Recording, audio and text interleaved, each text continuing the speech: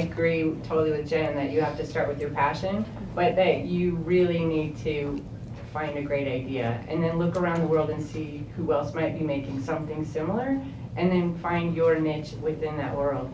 So don't be intimidated if someone else is making something similar. There's a bazillion cooking shows and somehow more keep coming. So you can have a cooking show, just make sure it's something that resonates with you, because then that will resonate with us. When you're thinking about, you're looking at the internet and there's so much content out there, and you're completely overwhelmed thinking, how can I make something that is going to get views, that is going to get hits?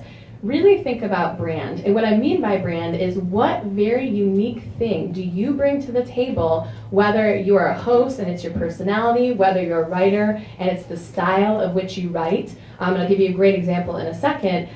Think about what is my zone of genius? What is the master thing that I'm at, that I'm really great at? And what's my spin on the world? What's my take on this? And kind of go from there. So one of the things that when I was hosting, I actually hired a publicist to help me figure out, who am I? Who are people going to see me as? And she had me do this little exercise where I wrote down, what are the words that describe you? Like, how do you see yourself in the world? And then go ask like a bunch of friends, how do they see you? And I think that this also pertains to actors, hosts, writers, directors, because we all sort of have a personality that we don't think about, that other people see. That happened for me specifically because I was, like I said, I'm all over the place and I kind of just go wherever.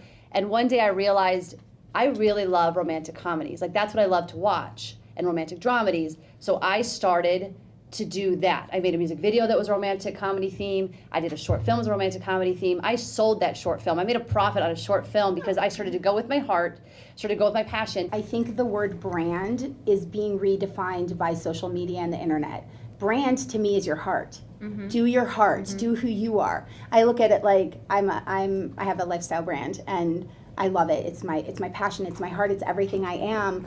And right when I was starting it, Paula Deen had that whole she has diabetes and she's telling everyone to eat butter, and it's this big crazy thing, and it made me kind of panic. I was like, oh my gosh, it's a lifestyle brand. What am I going to do? And I realized back when Paula Deen was starting, branding was you create a box and then you find someone to go into the box. Mm-hmm. Now branding is you're in the box, and then you create that box around who you are. So be careful when you're branding, because it just needs to be you and authentic and totally all about what you're about.